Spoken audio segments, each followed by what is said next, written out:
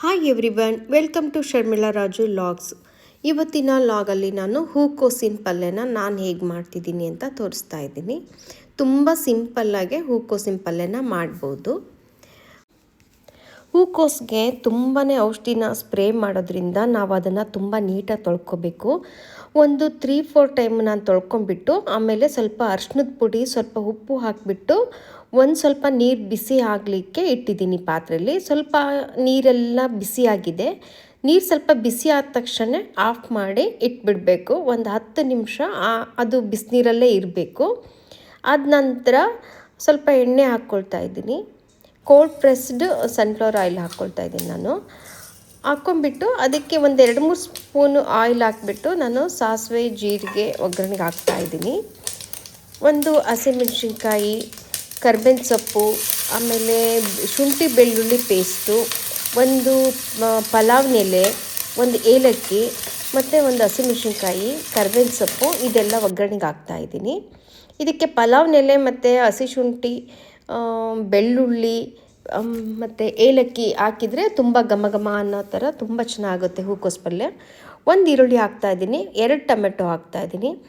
Tomato ಜವಾರಿ tomato ಆದರೆ ತುಂಬ ಚೆನ್ನಾಗಿರುತ್ತೆ. ತುಂಬ ಮೆತ್ತಗೆ ಅದು ಬೇಯಬೇಕು. ಟೊಮೆಟೊ ಒಂಥರ ಇದು ಟೊಮೆಟೊ ಗೊಜ್ಜು ಥರ ಆಗಬೇಕು. ಆ್ಯಕ್ಚುಲಿ ನಂದು ಸ್ವಲ್ಪ ಟೊಮೆಟೊ ಹೈಬ್ರಿಡ್ ಮಿಕ್ಸ್ ಇದೆ ಇದು, ಹಾಗಾಗಿ ಫುಲ್ ಗೊಜ್ಜು ಥರ ಬೇಯಲಿಲ್ಲ ಅದು. ಆ್ಯಕ್ಚುಲಿ ಫುಲ್ಲು ಗೊಜ್ಜು ಥರ ತುಂಬ ಸಣ್ಣಕ್ಕೆ ಹೆಚ್ಚಿಬಿಟ್ಟು ಗೊಜ್ಜು ಥರ ಬೇಯಿಸ್ಬೇಕು ಟೊಮೆಟೊನ. ಈಗ ಬೇಯಲಿಕ್ಕೆ ಇಟ್ಟಿದ್ದೀನಿ. ಈಗ ಈ ಥರ ಬೆಂದಿದೆ. ಇಷ್ಟು ಬೆಂದಾದಮೇಲೆ ಇವಾಗ ಈ ಸ್ವಲ್ಪ ಆಲೂಗಡ್ಡೆನ ನಾವು ಸಿಪ್ಪೆ ಎಲ್ಲ ತೆಗೆದುಬಿಟ್ಟು ಕ್ಯೂಬ್ ಥರ ಕಟ್ ಮಾಡಿಬಿಟ್ಟು ನೀರಲ್ಲಿ ತೊಳೆದಿರೋದಿದ್ದು. ಆಲೂಗಡ್ಡೆ ಇದ್ರ ಜೊತೆ ತುಂಬಾ ಮ್ಯಾಚ್ ಆಗುತ್ತೆ. ಇದು ನೀರನ್ನ ಬಸ್ದಿದ್ದೀನಿ, ಬಿಸಿಯಾಗಿತ್ತಲ್ಲ ನೀರು, ಅದೆಲ್ಲ ಬಸ್ದಿದ್ದೀನಿ. ಬಸ್ದಿರೋ ಒಂದು ಹೂಕೋಸನ್ನ ಎಲ್ಲ ಅದರಲ್ಲೇ ಹಾಕ್ಕೊಳ್ತಾ ಇದ್ದೀನಿ. ಇದು ಈಗ ಒಂದು ಸ್ವಲ್ಪ ಬೇಯಲಿಕ್ಕೆ ಬಿಡಬೇಕು. ಸ್ವಲ್ಪ ನೀರು ಹಾಕಬೇಕು ಬೇಯಲಿಕ್ಕೆ. ಹೂಕೋಸು ಬೆಂದಿಲ್ಲ, ಜಸ್ಟ್ ಬಿಸಿನೀರಲ್ಲಿ ಒಂದು 10 ನಿಮಿಷ ಇತ್ತು ಅಷ್ಟೇ. ಸೊ ಹಾಗಾಗಿ ನೀರು ಹಾಕಿ ಬೇಯಿಸಬೇಕು. ಒಂದು 15 ನಿಮಿಷ ಬೇಯಬೇಕು ನೀರಲ್ಲಿ. ಇದು ಗರಂ ಮಸಾಲ ಹಾಕ್ತಾಯಿದ್ದೀನಿ. ಇದಕ್ಕೆ ಸ್ವಲ್ಪ ಗರಂ ಮಸಾಲ, ಖಾರದ ಪುಡಿ, ಒಂದು ಹಸಿಮೆಣಸಿನ್ಕಾಯಿ ಕೂಡ ಹಾಕಿದ್ದೀನಿ, ಖಾರದ ಪುಡಿ ಹಾಕ್ತಿದ್ದೀನಿ. ಆಮೇಲೆ ಇದಕ್ಕೆ ಧನಿಯಾ ಪೌಡ್ರನ್ನ ಹಾಕ್ಕೋಬೇಕು. ಸ್ವಲ್ಪ ನೀರು ಹಾಕ್ತಾಯಿದ್ದೀನಿ. ಇನ್ನೊಂದು ಸ್ವಲ್ಪ ನೀರು ಹಾಕಿದೆ.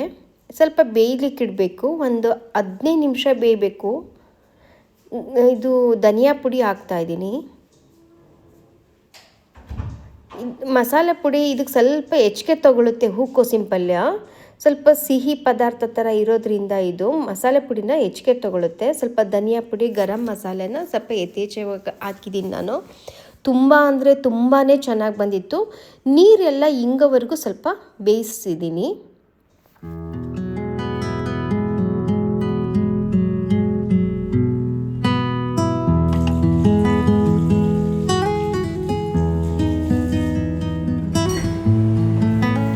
ಒಂದು 15 ನಿಮಿಷ ಬೇಯಿಸಿದ್ದೀನಿ ನಾನು.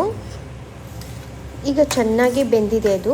ಆಲೂಗಡ್ಡೆನ ನಾವು ಕ್ಯೂಬ್ ಥರ ಕಟ್ ಮಾಡಿ ಬೇಯಲಿಕ್ಕೆ ಹಾಕಿರ್ತೀವಲ್ಲ, ಆಲೂಗಡ್ಡೆ ಬೆಂದಿದ್ದೇನೆಲ್ಲ ನೋಡಿಕೊಂಡ್ರೆ ಗೊತ್ತಾಗುತ್ತೆ. ಆಲೂಗಡ್ಡೆ ಮತ್ತು ಹೂಕೋಸು ಚೆನ್ನಾಗಿ ಬೆಂದಿದ್ರೆ ಆಫ್ ಮಾಡಿ ಇಡೋದು ಅಷ್ಟೇ. ತುಂಬಾ ಚೆನ್ನಾಗಿರುತ್ತೆ. ಸ್ವಲ್ಪ ಮಸಾಲೆ ಪೌಡ್ರು ಚೆನ್ನಾಗಿ ಹಾಕಿದರೆ ತುಂಬ ರುಚಿಯಾಗಿ ಬರುತ್ತೆ. ಇದು ಈ ಥರ ಉದುರಾಗಿ ಮಾಡೋದ್ರಿಂದ ತುಂಬಾ ಟೇಸ್ಟಿಯಾಗಿರುತ್ತೆ. ಇದಕ್ಕೆ ಹಸಿ ಕೊಬ್ಬರಿ ಏನು ಹಾಕೋದು ಬೇಕಿಲ್ಲ. ಗರಂ ಮಸಾಲ ಮತ್ತು ಧನಿಯಾ ಪುಡಿನ ಹಾಕಬೇಕು. ಮಸಾಲೆ ಪೌಡ್ರ್ ಏನು ಬೇಕಿಲ್ಲ, ಸಾಂಬಾರು ಪುಡಿ ಏನು ಹಾಕೋದು ಬೇಕಿಲ್ಲ. ಈ ಥರ ಮಾಡಿದ್ದೆ, ತುಂಬಾ ಚೆನ್ನಾಗಿ ಬಂದಿತ್ತು. ನೀವು ಕೂಡ ಟ್ರೈ ಮಾಡಿ. ಇನ್ನೂ ಹೊಸ ಥರ ಬೇರೆ ಥರ ಮಾಡೋದಿದ್ದರೆ ಕಮೆಂಟಲ್ಲಿ ತಿಳಿಸಿ. ಚಪಾತಿ ಮಾಡಿದ್ದೆ ಅವತ್ತು ನಾನು ಹೂಕೋಸಿನ ಪಲ್ಯಕ್ಕೆ.